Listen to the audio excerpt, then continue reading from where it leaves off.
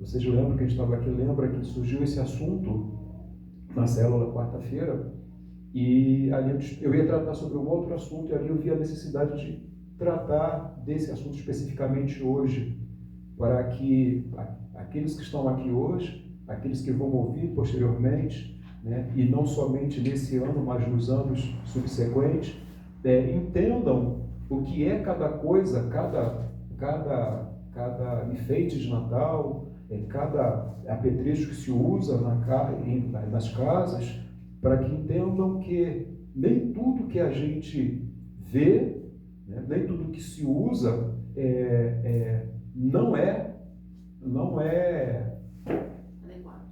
adequado, não é a forma mais bacana, mais catedrática de adorar o Senhor. O simbolismo não reporta diretamente ao nascimento do Senhor, mas é algo que foi adaptado para a fé cristã. E eu quero começar essa meditação de hoje falando para você a respeito do momento que nós estamos vivendo, né? Nós estamos aqui no final do ano, mais um Natal, onde as casas, onde os estabelecimentos, onde os shoppings, por exemplo, estão todos adornados, cheios de enfeites, né? Reportando a essa data, que é uma data que eu acredito que todos nós amamos. Se eu conheço alguém, eu não lembro, não lembro mesmo, de alguém que não goste do período de Natal. A não ser que seja por algum trauma que tenha vivido na época de infância, mas independente do momento, se foi bom ou se foi um momento ruim para a pessoa, normalmente as pessoas gostam desse período de Natal, né? E aí entra dentro de nós uma vontade muito grande de enfeitar o ambiente, de se preparar para essa data, né? Mas, como nós falamos semana passada, na maioria das vezes as pessoas não sabem exatamente o significado, né? A importância desse momento que nós estamos vivendo. E justamente nessa época as pessoas elas ficam mais sensíveis e elas querem se voltar para Deus, porque lembra que Deus, por misericórdia e graça, enviou alguém para estar aqui e assumir a forma humana para revelar a nossa fragilidade e a maneira de nós entrarmos pelas portas dos céus. E nesse período os cristãos celebram o maior presente que Deus poderia nos dar, que é o seu Filho encarnado, Jesus, que tomou a forma de carne e habitou entre nós. E isso por quê? Por causa da nossa natureza caída. E por causa da natureza caída, sabemos que não podemos entrar no paraíso sem viver o sacrifício do Senhor. Não podemos entrar lá no paraíso segundo as nossas próprias forças.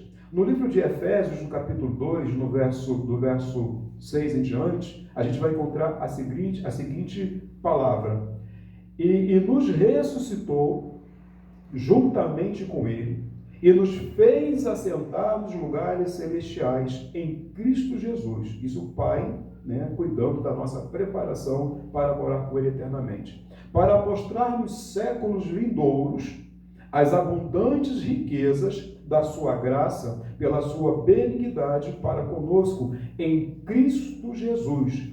Porque pela graça sois salvos, por meio da fé, e isso não vem de vós, é dom de Deus, não das obras, para que ninguém se glorie. Então, nesse período que nós estamos vivendo, a gente tende a voltar-se para Deus, a sensibilidade do nosso coração vai nos mostrar que nós, pelo nosso próprio mérito, pela nossa capacidade, nós jamais chegaríamos diante de Deus e ficaríamos com Ele. Mas o nosso coração se alegra porque Deus, por seu infinito amor, vai enviar Jesus, o seu único Filho, para tomar a forma de homem, né, e cuidar das nossas fragilidades e preparar um caminho, preparar um acesso para a glória, para a presença do Senhor. Amém? Amém. Então acreditamos na necessidade de sermos resgatados por Deus por meio do sacrifício de Jesus.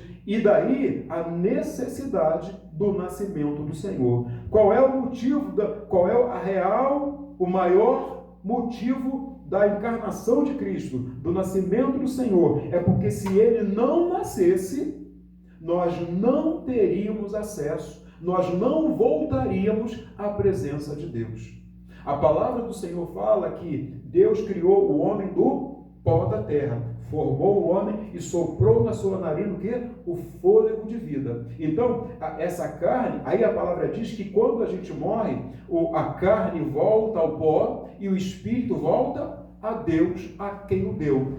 Porém, nessa volta à presença de Deus, nós vamos ter que prestar contas daquilo que fizemos por intermédio desse corpo que recebemos aqui nessa terra. E aí está o problema, porque quando esse primeiro homem que foi criado caiu, diz a palavra que o pecado passou a toda a humanidade. E por causa desse pecado, segundo as nossas obras, segundo as nossas atitudes, nós jamais poderíamos voltar à presença de Deus e permanecer no local de santidade. Por quê? Por causa da nossa condição de pecadores. Até aqui, amém?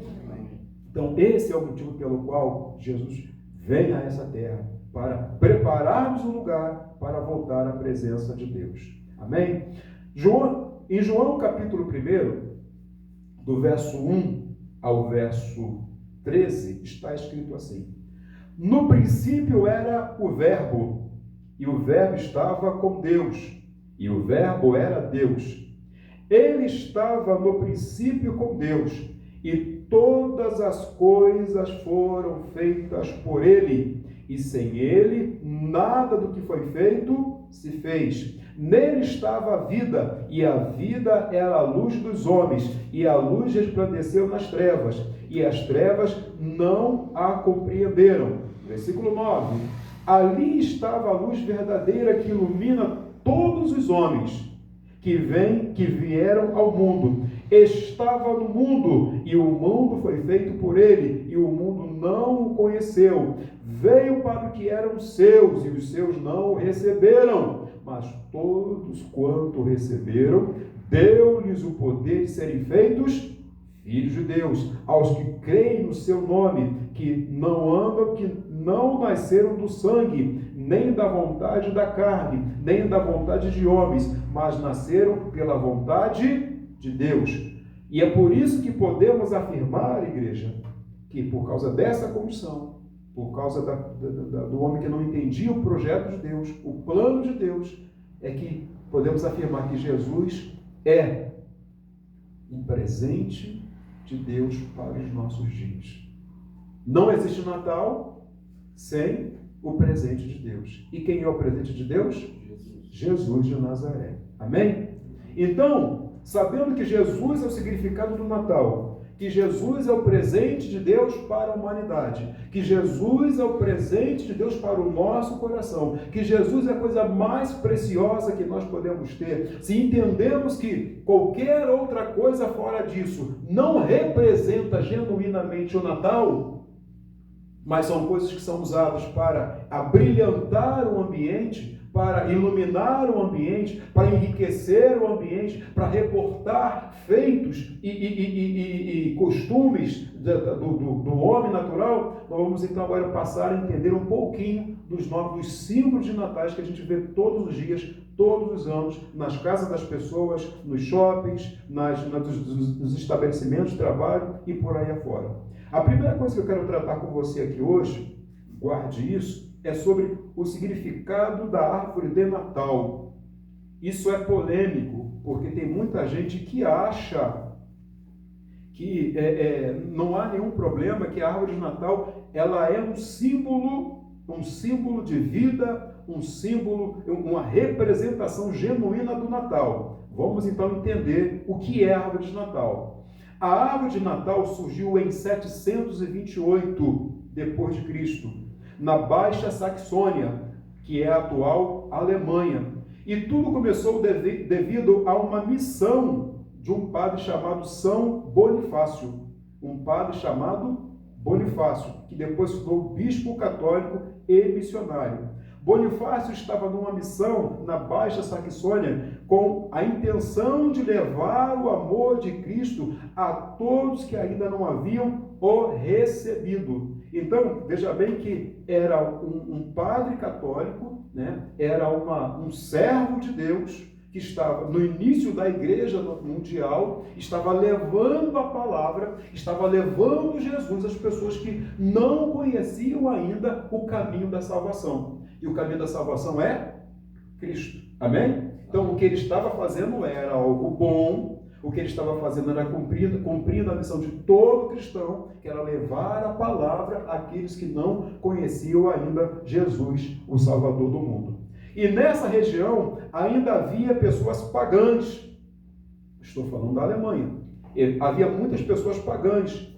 E um dos seus rituais consistia em sacrificar, olha para cá por favor, em sacrificar um ser humano, geralmente uma criança. A quem? Ao deus Thor. Lembram dessa figura? Lembram desse super-herói?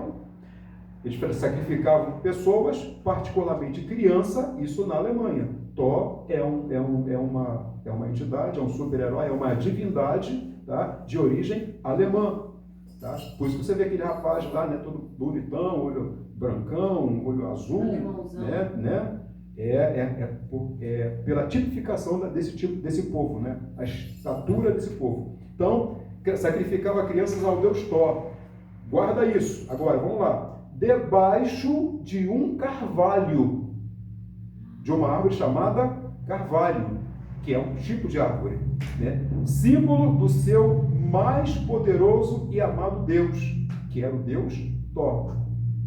Eles acreditavam que matando um humano debaixo do carvalho, conhecido como carvalho do trovão, Thor ficaria contente e os abençoaria. Vocês lembram na representação dessa divindade, desse Deus, né, desse semideus, que quando ele vai aparecer, que ele começa a trovejar? Já viram isso, né, nos filmes? Então, ele representava o Deus Trovão. Ele representa o Deus Trovão. E quando, por exemplo, eles achavam que a natureza, que Thor estava aborrecido com eles, que tinham perdido o favor do seu Deus, eles ali sacrificavam uma criança para agradar aquele Deus e receber as suas bênçãos. E aí vamos lá. Os cristãos da época, a igreja que já fazia seu trabalho missionário naquele local, os cristãos repugnavam tal ato, como nós, né? Todos nós aqui repugnamos a matança de uma criança, sacrifício de pessoas. Repugnava aquele ato. E em sua viagem pela Saxônia, que é a Alemanha, um outro bispo recomendou a Bonifácio, o padre, né, que destruísse o carvalho do trovão para mostrar a falsidade da divindade de Thor e para salvar aquela vítima que ia ser sacrificada para agradar aquele Deus. Segundo a tradição, disse que no dia 24 de dezembro de 728, e aí tem uma nota aqui, porque nas minhas leituras, você lê um teólogo, você lê outro teólogo, existe uma divergência de data. Tá? Há uma divergência de data. Mas se vocês buscarem nos manuscritos da Igreja Católica, por exemplo, vocês vão ver que Agostinho Bonifácio, ele realmente realizou esse feito, ele realmente evangelizou aquela região, ele realmente foi intitulado bispo daquela região, tá? Apóstolo daquela região, e o fato aconteceu. Mas existe uma divergência de datas, mas isso não vai invalidar o fato. Então dizem que no dia 24 de dezembro de 728, tá? Bonifácio reuniu um grupo de fiéis, de homens, e correram para esse bosque onde uma criança seria sacrificada. E ali, olha o que acontece. Diz a tradição que ao se deparar com o início do ritual, São Bonifácio exclamou assim: aqui está o carvalho do trovão, e aqui está a cruz de Cristo, que romperá com o martelo de Thor, o Deus falso. O algoz, aí a pessoa que ia sacrificar a criança, diz assim, ó, que o algoz imediatamente levantou o martelo para sacrificar o menino que tinha sido entregue para sacrifício. Porém, o bispo estendeu o seu báculo. Báculo já viram o cajado de pastor? Já viram um padre, um papa, quando ele anda, ele tem um cajado na mão com um arco que tem um círculo que é assim? Já viram isso? Aquilo ali é o báculo. Tá? Então, ele estendeu o báculo, e imediatamente o martelo, né, de pedra que ia usar para esmagar a cabeça da criança foi esmiuçado. O martelo de pedra foi quebrado e a vida daquela criança foi salva. São Bonifácio disse então àquele povo que estava reunido ali para assistir aquele sacrifício: escutai, filhos do bosque, o sangue não fluirá esta noite, a não ser que a piedade se derrame do peito de uma mãe, porque esta é a noite em que nasceu Cristo. Olha, agora ele usa o momento, guardem isso. Ele estava fazendo o quê? Um ato cristão. Ele estava numa missão de evangelização. Ele se depara com um ritual que era de sacrifício de criança. Então, usando a sabedoria, a inteligência, a formação dele e a missão que ele foi ali para realizar, olha o que ele faz. Ele diz: escutai, filhos do bosque, o sangue não fluirá esta noite, a não ser que se derrame do peito de a piedade se derrame do peito de uma mãe, porque esta é a noite em que nasceu Cristo, o Filho do Altíssimo, o Salvador da humanidade. Ele estava falando alguma mentira? Estava fazendo a obra de Deus. Ele é mais justo do que Baldur, maior do que Odin. Já viram Thor falando de Odin, o pai de Thor? Maior do que Odin, o sábio, mais gentil do que Freia e o bom. Desde a sua vinda, o sacrifício terminou, e a escuridão, Thor, a quem chamavam em vão, e a morte. Na profundeza das sombras de Negev, ele se prendeu para sempre. E desta forma, olha o pai falando, e a partir de agora vocês começarão a viver. Ou seja, aquela ignorância vai passar. Vocês começarão a viver. E essa árvore sangrenta nunca mais escurecerá a sua terra. Em nome de Deus, vou destruí-la. Ele fez alguma coisa errada? Até aqui não fez nada de errado. E o santo olhou mais à frente, onde jazia o carvalho, e disse: esta pequena árvore, este pequeno filho do bosque, será uma árvore santa esta noite. Aquela árvore e este menino será uma figura santa a partir dessa noite. Esta é a madeira da paz, o sinal de uma vida sem fim, porque suas folhas são sempre verdes, e olhem como elas apontam para o céu. Ou seja, ele agora usa aquela árvore, o carvalho, né, como um símbolo de vida. Um símbolo de vida constante. E agora ele vai se reportar a ela. Terá que a chamar a árvore do menino Jesus. Reúnam-se em torno dela, não no bosque selvagem, mas em seus lares. E ali haverá refúgio, e não haverá ações sanguinolentas, mas presentes, amorosos e gestos de bondade. Então ele usa algo que seria para a morte, ele prega a vida, e a partir daquele momento ele introduz um ritual, uma forma de adorar a Deus aonde? Em sua casa. Ele fala que aquele momento, que aquela árvore, aquele elemento da natureza, como a gente estava conversando hoje, né, que o ser humano precisa de algo para fixar a sua fé, para materializar a sua fé genuína. Ele usou aquele elemento da natureza para fazê-los relembrar daquele sacrifício que não aconteceu, daquele ritual que foi usado para desbancar um Deus que não é Deus de verdade. E agora os homens vão assumir esse elemento da natureza como algo simbólico, como algo que vai reportar a vida e o poder de Deus, né? A vida e o sacrifício de Cristo por amor à humanidade. E aí, a partir de agora, o que vai acontecer? Desde então, o povo da Alemanha passou a utilizar carvalhos para lembrar da divindade de Cristo. Um novo mundo que foi revelado para eles após a derrota do carvalho do trovão. O costume se espalhou pelo mundo, principalmente a partir da famosa rainha Vitória, isso é história, cuja mãe era alemã e passou o costume da mãe para a filha e fez espalhá-lo por todo o vasto reino. Então, o que a gente aprende aqui? Que a árvore de Natal é mais uma habitação, mais uma adaptação de costumes pagãos para materializar a fé cristã. Tem a ver alguma coisa, árvore de Natal, com o Natal? Não. Então, quando eu armo uma árvore de Natal, a minha intenção é boa. Eu não estou fazendo aquilo ali para desonrar Deus. Mas aquele elemento, aquela decoração, obrigado, aquela decoração, ela não me serve como parâmetro, como ferramenta genuína, como uma representação genuína da minha fé cristã.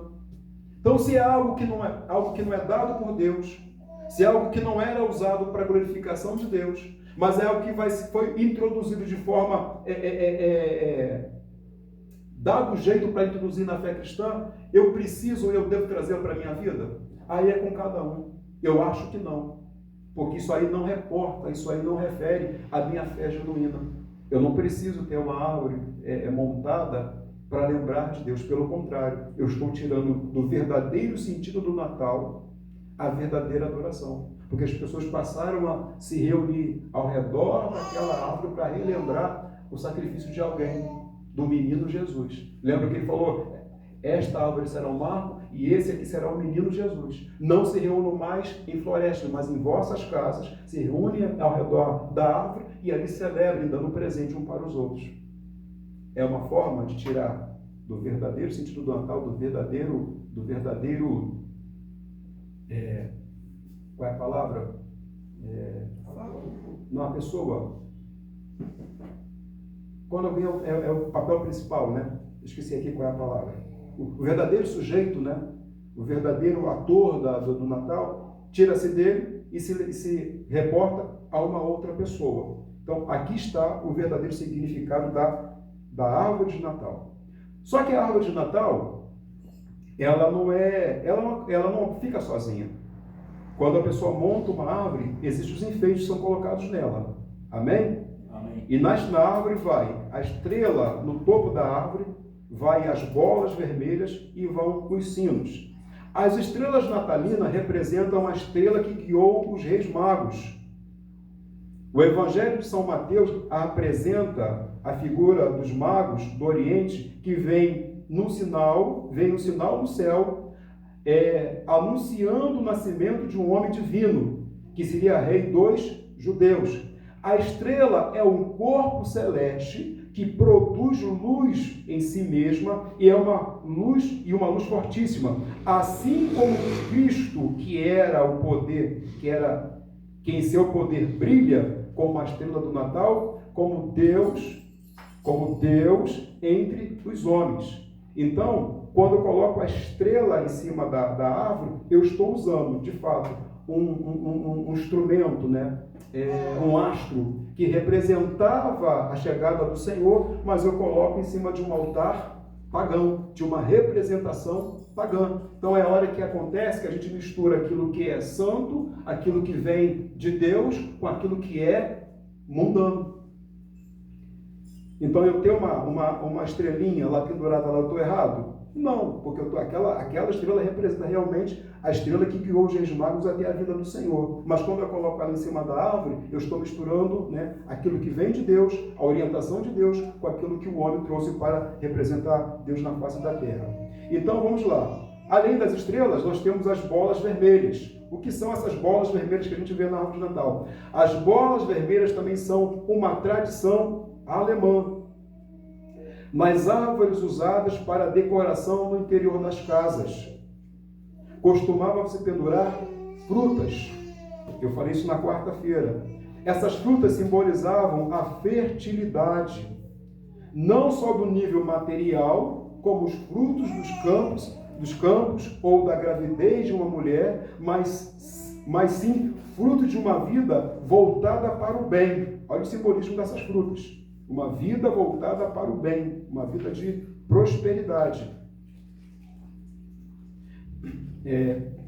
E esse foi o sentido cristão dado aos frutos devido às parábolas contadas por Jesus. Então, percebam que a pessoa sempre pega algo que é bíblico e adapta a algo que é costume, e aí passa a dizer que aquilo ali é genuinamente cristão. Então, os alemães tinham o hábito de, depois desse momento, além de montar uma árvore em sua casa, lembrando daquele rito do desmascaramento do Deus Thor e daquela criança que não morreu, passaram a se reunir e, para representar a fertilidade, representar a vida, colocavam o que naquela árvore? Frutas. Só que as frutas, elas ficavam podres. Então, para que aquele simbolismo durasse mais tempo, passaram então a pendurar o que ali? Frutas. Usando uma palavra que Cristo disse no livro de João, capítulo 15, no verso 1, que diz assim, ó: eu sou a videira verdadeira, a árvore, e o meu pai o agricultor. Todo ramo que estando em mim não dá fruto, ele corta. E a que dá fruto, ele poda, para que dês mais fruto, ainda mais. Está falando de quê? De fertilidade, de produtividade, de prosperidade. Então, usavam aqueles elementos, baseados nesta palavra, para enfeitar a sua casa. É o santo misturado com o profano. As frutas foram substituídas por bolas de plástico, já que não apodrecem, mas parecem frutas, transmitindo o mesmo significado. Outro símbolo é os sinos de Natal. Os sinos de Natal geralmente são colocados nas árvores ou em outro local da casa e das cidades. Seu significado é o anúncio do Salvador que vem ao encontro de todos os homens. Os sinos têm a função de anunciar a vinda de algo desde os tempos mais remotos. Os sinos são comumente utilizados pela Igreja Católica para anunciar o início de uma missa, considerando a vinda de Deus até o seu povo. Foi daí que surgiu o simbolismo do sino anunciando o nascimento de Jesus. Até aqui, amém? Amém. O outro símbolo que é utilizado, já falamos da estrela, falamos das bolas e falamos dos sinos. Tem alguma coisa mais que as pessoas colocam na sua casa no Natal? A guirlanda. A guirlanda, aquela bola. Aquele arco. Que é coloridinho em volta da árvore também. Então, vamos lá. Então, a gente vai falar agora da guirlanda. O significado da guirlanda. As guirlandas existem desde antes do cristianismo. Não é um símbolo cristão.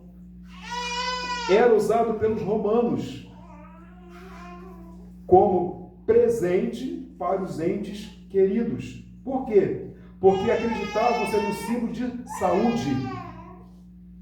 Muitos também acreditavam em um certo poder que as plantas tinham. Então, de que é feita a guirlanda? É uma bola com ramos, né? Porque eles acreditam no poder de cura das plantas. Mas não é um símbolo que reporta ao Natal. As plantas são plenas de vida, beleza e possuem harmonia com os restantes do mundo, a terra, os minérios e outras plantas. Daí o simbolismo da saúde. Então eles colocavam as guirlandas em suas casas para trazer uma representação de saúde, de paz, né, dentro da sua casa.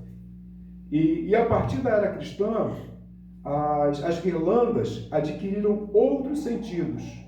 E alguns deles são saúde, eternidade e a representação da coroa que se reporta à realeza. A saúde.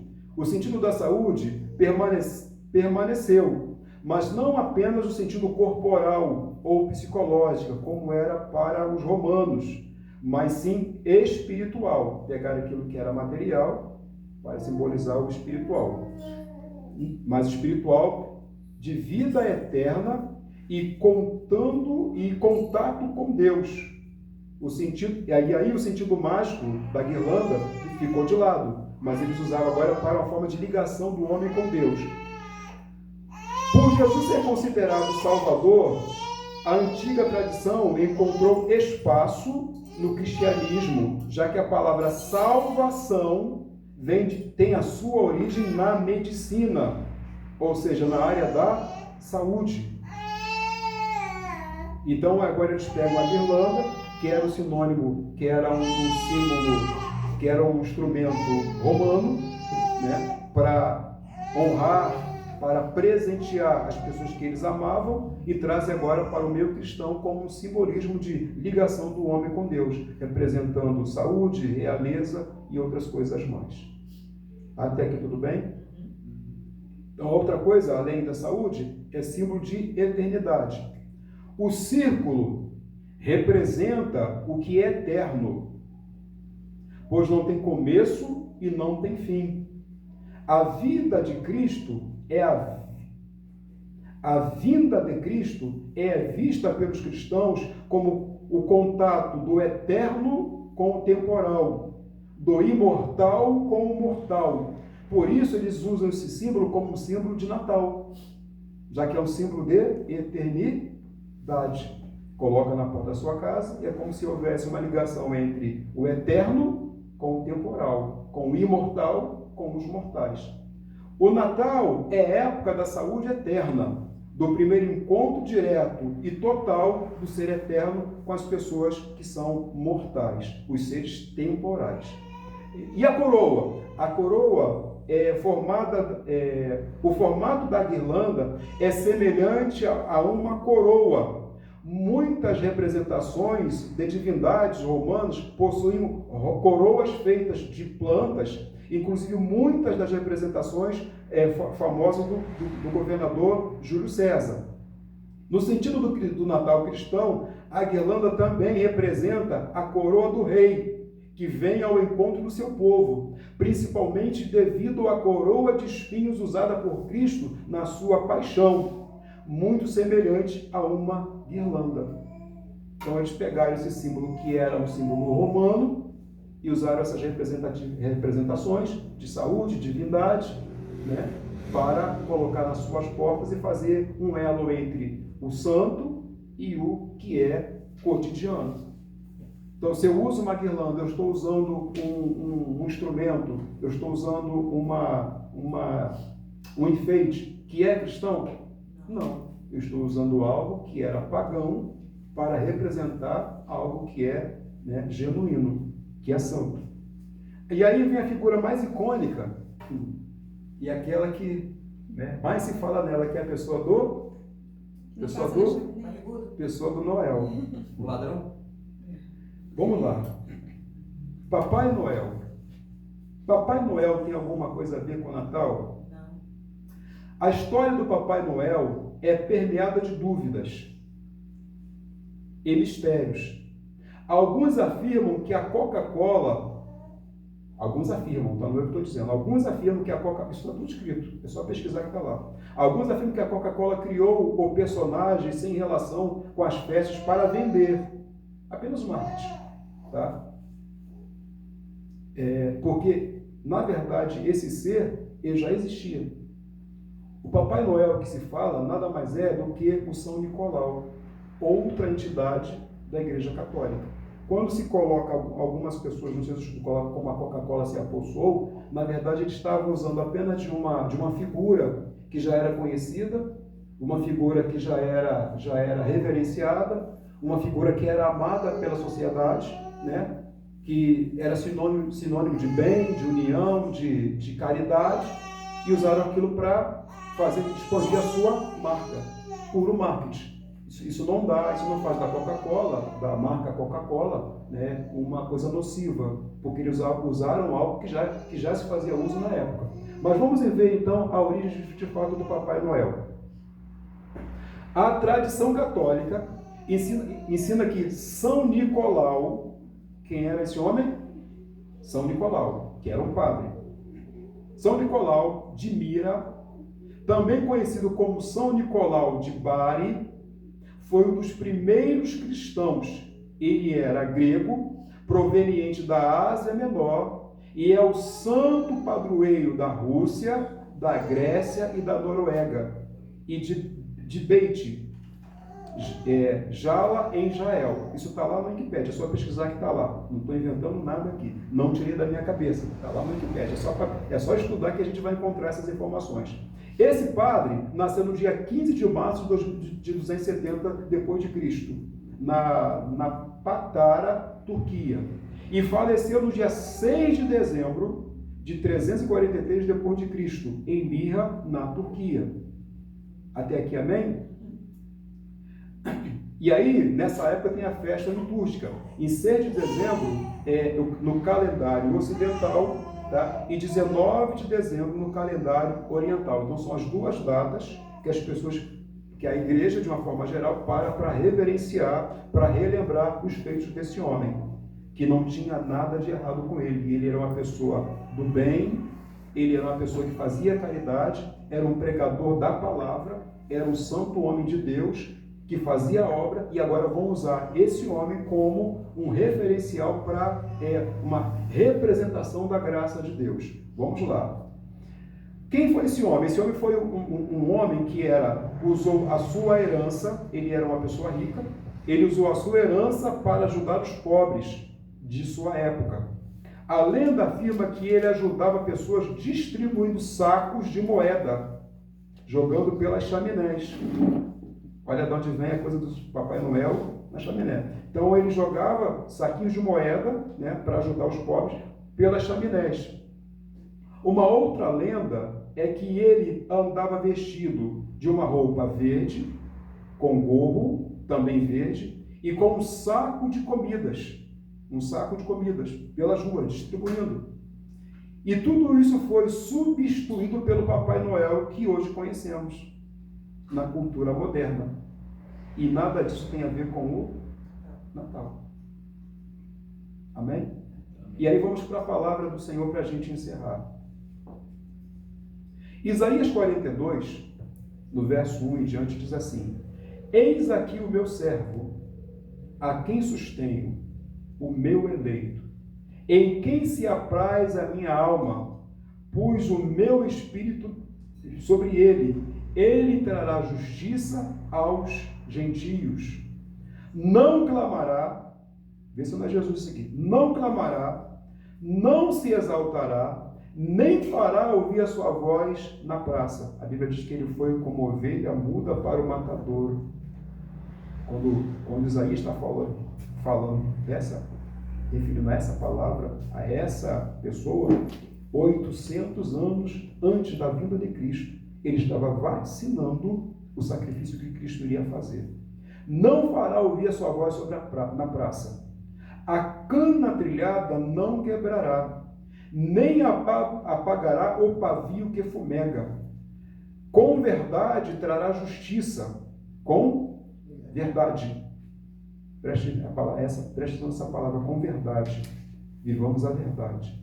Com verdade trará justiça, não faltará, nem será quebrantado, até que ponha na terra a justiça, e as ilhas aguardarão a sua lei.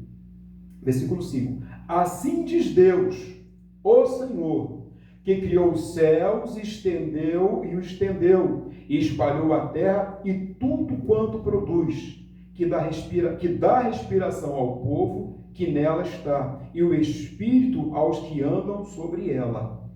Olha o que o Senhor vai falar no versículo 6. Eu, o Senhor, te chamei em justiça. O Senhor te chamou em? E te tomei pelas mãos, e te guardarei, e te darei por aliança aos povos, para a luz dos gentios, para abrir os olhos dos cegos, para tirar da prisão os presos, e do cárcere os que jazem em trevas. Agora ele chamando para si: eu sou o Senhor, este é o meu nome, e a minha glória, pois eu não dou a outro, nem o meu louvor a imagens de escultura. Eis que as primeiras coisas já se cumpriram, e as novas eu vos anuncio antes que venha a luz, e eu vos faço ouvir.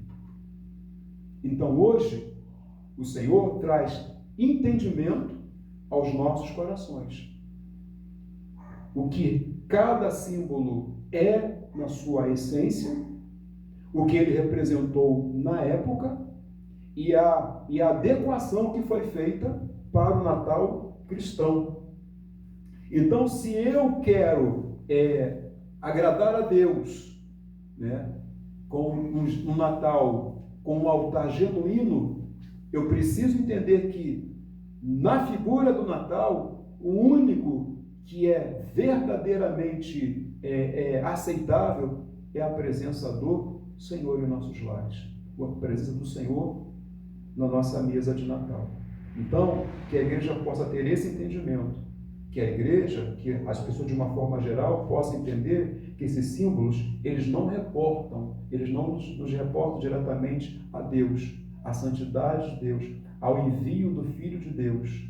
Não tem nada a ver de árvore com a vinda de Jesus, com a entrega que Deus fez à humanidade, né? O presente que Deus deu à humanidade. Que nós possamos ter esse entendimento e procurar em nossas vidas pessoais, nas nossas famílias, as pessoas que nós conhecemos, ensinar os verdadeiros símbolos de Natal. Que essa palavra fique no nosso coração, que o Espírito Santo dê entendimento a cada um e que cada um de nós coloquemos em prática aquilo que a palavra de Deus nos ensina. Amém? Deus abençoe a todos no nome de Jesus.